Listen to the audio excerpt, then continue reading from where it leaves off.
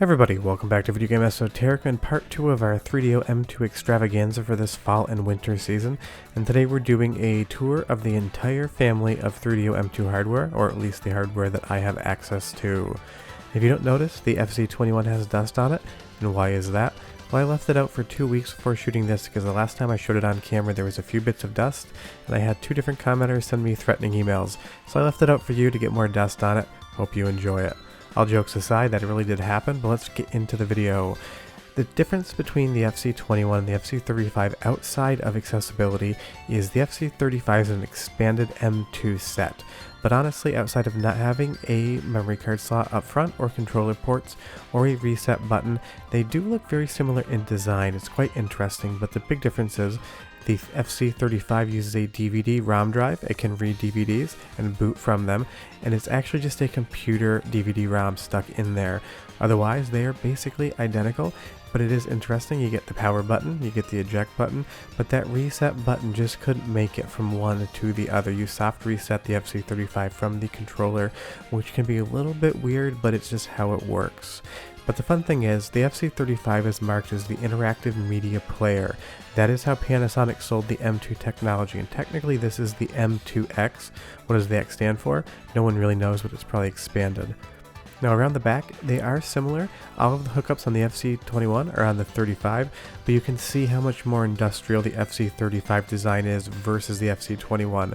You get the S-video, you get the composite, no communication port, but the expansion port here is behind this metal door, so you can still expand both via that PCMCIA slot. And hold up, because we gotta pause. After I finished the edit on this video, we were able to succeed at something we've been working at for a very long time, and I'll show you that in just a moment. But I've been hinting that we want to make this hardware do things it's not supposed to do, and I want to tell you who's involved in that first. A guy by the name of Fixel. He does a lot of the coding. He is a genius when it comes to 3DO and M2, and we rely on him for a lot of the heavy understanding of the underlying code. I source files, I talk to people. We had a friend in France, Pixben, thank you, for dumping a chip from his dev card that we didn't have on the dev card that we sourced from a gentleman called Lopam. Kind of sounds like Lo Lang from Shadow Warrior, but it is different. He found a dev unit that we are currently using. I'll tell the story of where that came from at a later date. But I just put a CDR into the FZ-35, and you're going to see it saying please insert disk. But that's weird. It's starting to load Tobe Polystars. Now we know for a fact that doesn't work on the FZ-35 hardware because it is an arcade exclusive game.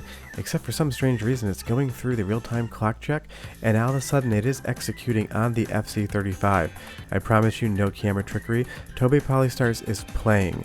Now, fair caveat, it is not finished. There's a link below to the alpha version of this that Fixel's been working on. There are polygons and textures missing, and there is no music.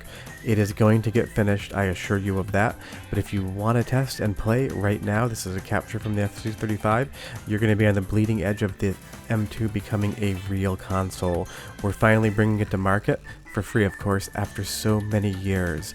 Now there are other people involved in the project as well. Archive 3DO introduced us to Lopam, who had that dev card, and he's kind of the guy that basically goes out and hunts people.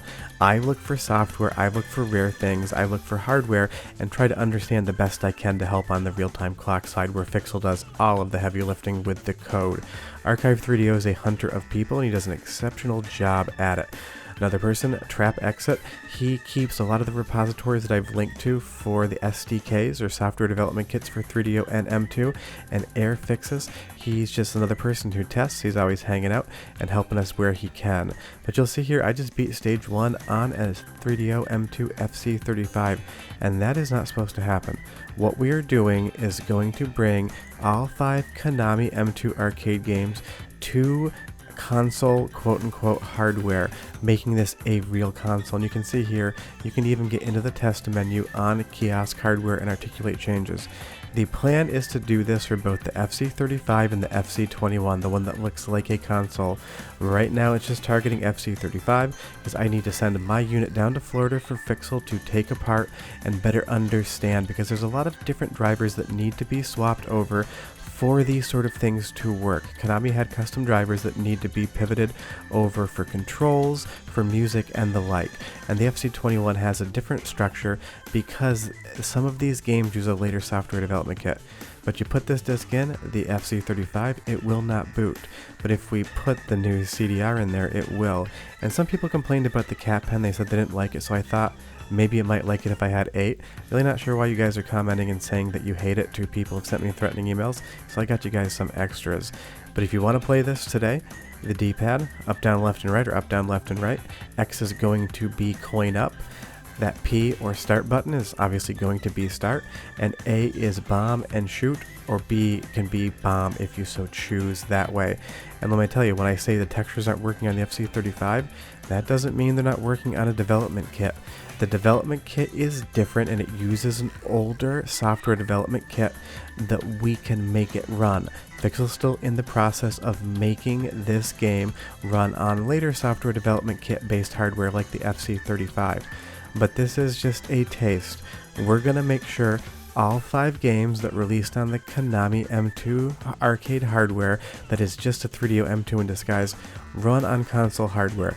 We're gonna take M2 and give it a console library, and we can also assign different diverse demos now as well. That'll come second, but this is a cut-in. You can play real video games on a 3DO M2 today. But let's get back to the video in 3, 2, now. But where the FZ-35 really shines outside of software compatibility is the fact that it has VGA out. But if you're using VGA with a flight stick playing IMSA Racing, one button will just reset the entire unit. Do not ask me why. You get 2 serial ports, a keyboard and a mouse port, as well as that DB connector right there. But this is the most common 3DO M2. That is not to say it is common whatsoever. Good luck finding one, it took me a long time. But if you find one, generally it's going to be this. You'll see around the side there's a close-up of that PCMCIA card slot, and then there's our serial number, and note the number of that, it is 2000. We've seen them as far as like 2500, so there's at least that many that were made. But I managed to get one with the original shipping box with a matching serial number. That's hard to do for retro consoles, let alone something that doesn't really technically exist. But what the hell is the FZ-35 and why was it important? Well, this is a folder of GM marketing DVDs from 2001 to 2005. That's how long the M2 was on sale for, at least to 2005 that we know. Now, if we take a look at this little binder, very boring on the back, but if we open it up, we see a kiosk, and if we open it up further, suddenly we see the FZ-35 diagram right here. If you went into a GM car dealership between like 2000 to 2005, it is very likely you were in the presence of a 3DO M2 console and you never actually knew it, because these things were everywhere because GM was a big company and still is. But you would get these different discs and you would install them onto a hard drive in the player, and it would even come with a reformatting disc depending on what you were trying to demonstrate. There's GM and Pontiac here. But you'll see that this is marketed as DCI Marketing, that's who sold it, and it is for the M2X, that's the designation of the FZ-35 or the expanded spec of the 3DO M2. And if we take a look at that shipping box, well, would you look at that, it came from DCI Marketing in Milwaukee, Wisconsin.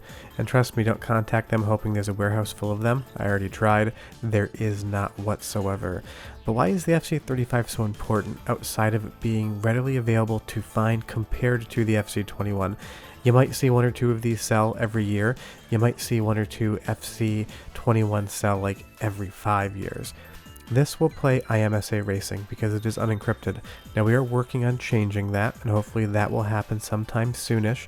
No real ETA, but you can put this beta of what was going to be a launch game for the 3DO M2 into the FZ-35. It will 100% play, and you can control it as best as the game controls. It'll also play the expanded version of Iron Blood, the one that was an enhanced M2 port, as well as all 4 of the standard PlayStation 1 to 3DO M2 ports of that.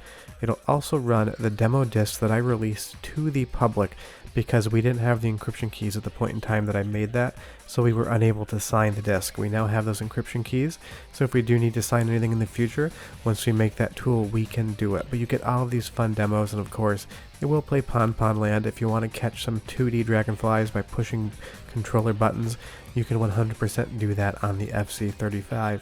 But what this was sold primarily in Japan with was Viz House. All of that GM stuff was North American specific, but in Japan, Panasonic made home design software, and this is what you would get with an FZ-35 in Japan. You can get a lot of toilets on screen at once. trust me. But if we want to talk about real games, let's talk about the arcade board. This is all stuff I've shown off on the channel in previous years, but people have been hungry for more 3DO M2 content, so I wanted to go over some of this a little bit more in depth. This is the M2 chipset. These 4 chips right here are what make the heart of the M2 up. 2 PowerPC processors and 2 other bespoke chips from the 3DO company. Underneath this board you have Konami's JAMA board. It is quite simple. It is just a little bit of additional hardware to get the board working from standard console variants down to JAMA, and you have a BIOS on board, but honestly all this is really doing is handling I/O and other small bits like moving sound around. But this is where the fun comes in with the 3DO M2, because the Konami arcade board has games. Battletrist, I think it's an absolutely outstanding 3D fighter. It is one of my favorites from Konami outside of Fighting Bujitsu. Evil Knight is an absolute clone of House of the Dead, but it is a 100% as fun game as the House of the Dead in my opinion. The violence is there, it's long, it's got good light gun gameplay, it has absolutely everything I want in an arcade light gun game because that is my favorite genre. Now if you're a soccer fan or football, if you're in Europe, you get Heat of 1198 or the World Soccer Championship. It's a perfectly fine game. I don't really care for soccer all that much, but if you're a big fan, you might find a lot to love here. My favorite light gun game though, even more so than Evil Knight, is Total Vice. I just love the kind of die-hard vibe to this game with a little bit of Lethal Weapon mixed in. It's got that classic 90s cop versus robber shooter, and where else can you see a guy just fall straight into the toilet? Now you get one shmup, but it's a damn good one, and that is Tobey Polystars. I've done videos about this, and just recently Shmup Junkie used some of my footage when he did his 3-hour Konami shmup compilation. It is a fun game, and it's probably going to be the first game that runs on the FZ-21 soon. But how do these games boot? Well, on the Konami M2 board, you get IDE, standard CD-ROM drive, and interestingly this makes sense because on the FZ-35 you have the same IDE connector. It's just using a DVD-ROM drive versus that CD-ROM because M2 was infinitely expandable. But I love the arcade stuff because outside of collecting the actual games, there's so much ephemera, paperwork, and otherwise you can get, like this Battletrist original art kit. This is a matching serial number to my Battletrist board that I have the original shipping box to. This did not come to me in that shipping box. I actually found the matching serial on Yahoo Auction Japan. I can't believe it happened, but this is something that will never leave my collection, and I love this. I could set it up in a cabinet and I would be perfectly fine. But if we take another folder out, this one was even harder to find. This is the original Japanese flyer to Total Vice. I have both North American and Japan, and I love the artwork on this. But I've got a binder full of this stuff, and you guys are all asking to see it. The original Polystars arcade kit and flyer, we have all of that original stuff. The flyer for Battletrist there, manual for Polystars, a repro that came with one of my boards that just happens to be hanging out in there. There's so much M2 stuff that people don't realize. The manual to Evil Knight and Hell Knight, Total Vice. I love that there's even writing on it from the last person operator that actually repaired this. A lot of people have been asking me to scan this. I'll leave a link below to a lot of the scans that I have produced in case you need more stuff back. And you can even, if you get really lucky, find new old stock art kits and boards.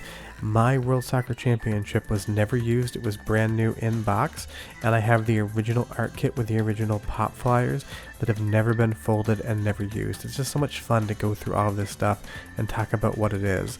But is there any paperwork for the Panasonic FZ-35? Of course there's not going to be that many arcade flyers, but there is still some things that you can find for this little guy out there if you are hunting. Because if I go back to the big old pile of manila envelopes, I actually have the original manual that came with my original box with the matching serial numbers. Now what paperwork exists out there for the FZ-21? I will tell you, absolutely nothing. I've never seen a manual other than a scan. I've never seen a shipping box. If you know anything that's out there or you have any photos, leave me a comment down below because I would love to know about what might exist. And I mean ephemera for the FZ-21 interactive kiosk like a manual, because as far as paper is concerned from the console variant of the 3DO M2, I have spent a lot of time, energy, and a lot of money probably, don't want to think about how much, trying to get all of the paperwork I possibly can, and this is actually on loan from another collector, but all of those images of the M2 version of D2 you see online, started life in a Japanese magazine supplement that they would put into subscribers. These are all some of the original screenshots of the M2 version of D2, and it's spectacular to go through these old things and kind of see what the development process was, because M2 isn't just hardware that's really hard to find. But going through the Real Magazine Winter 1995 supplement, this was talking about D2 as well, and I bet a lot of you didn't realize that when you see these screenshots, they're not just FMV video from the M2 version. You'll see Laura up there in the top right hand corner. That's because D2, from what I've been told by multiple sources that were there, started life as an FMV game just like the original D did, and then pivoted to 3D later on in its development. Some person actually saw the original version running. Or other things here like Trouble Decker. A demo of this exists. No, I don't have it. I've offered an obscene amount of money to the person who owns it, and they are not interested in money, so I'm trying to find a second source. And of course, if I do find it, I'll give it away to all of you guys for absolutely free, like I always do. But this is stuff that you can find from the development of games for the 3DO console version of M2. But if you want paperwork for the Konami games, then Gamist Magazine is your friend. This is just a small sampling of all the different paperwork I have collected for this system over time. I'm not even showing you guys what's inside of the magazines. These are just ads on the back. It's a ton of fun to find all this stuff, and if you have something, let me know. And I've even had the M2 version of a Cirrus graphics card. I sold this to a different collector who valued it more than me, but this is just a taste of what you can get into if you're into the 3DO M2. There's a lot out there. But let's talk about why I have these three pieces of hardware on camera and their differences and similarities, because I don't own them all just because I want to. Each one serves its own purpose. Hopefully soon those separate purposes will be merged into one though. Right off the top with the FZ-21, the console style variant, it ships with 8 megabytes of RAM. That is all that's on board. All the areas are populated with RAM chips. The BIOS is encrypted. I wrote key because it fits in the screen, but you can't boot anything if the OS is not encrypted. It runs on a CD-ROM drive. It's a 4X unit, plenty fast for loading everything you need, and unfortunately currently it plays basically nothing. If the Opera file system in and of itself isn't encrypted, it's just not going to boot. Now to the FZ-35, this ships with 16 megabytes of RAM. That is double the FZ-21, so we can run more things on it as far as that's concerned. It has a DVD-ROM drive versus a CD-ROM drive, but of course those are backwards compatible, so it doesn't really matter much at all. It has VGA out, so you're going to get 31 kilohertz RGB out of the back of this, which is spectacular, of course. It has an internal hard drive as well that basically gets used for nothing of fun unless you want to design houses. It also has an internal battery back saved versus the memory cards of the FZ-21, and it plays all the diverse demos that I've collected and released over time, because this does not require any encryption on the games whatsoever. But as far as the arcade board's concerned, it comes with either 8 megabytes or 16 megabytes of RAM. Polystars is always 8, the rest are going to be 16. It also runs on a CD-ROM drive, not the DVD-ROM that the M2X variant can handle. It is encrypted, or more specifically protected, but that has been broken. We are good to go on that. There are 2 BIOS revisions depending on what game you're playing, but you can swap those BIOS chips out very easily. Currently it only runs arcade games, no demos, but I'm sure that will change in the future, again, wink wink, and it is the easiest to find. That doesn't mean it's easy to find, that just means it's easier than the rest. Honestly, if you're going to find one M2 in the next year for sale, it'll be the arcade unit. But that is the M2 family of hardware, minus the FZ-55, a kiosk that ran as an ATM, and a coffee machine. I have still not found one of those, and you know me, you watch my channel, I will eventually. But if you have any questions on M2, leave me a comment down below. You guys wanted to see more hardware and more history on this, and maybe one day I'll tell you how the Xbox 360 is part of the M2 3DO family. See you guys next time. Bye bye.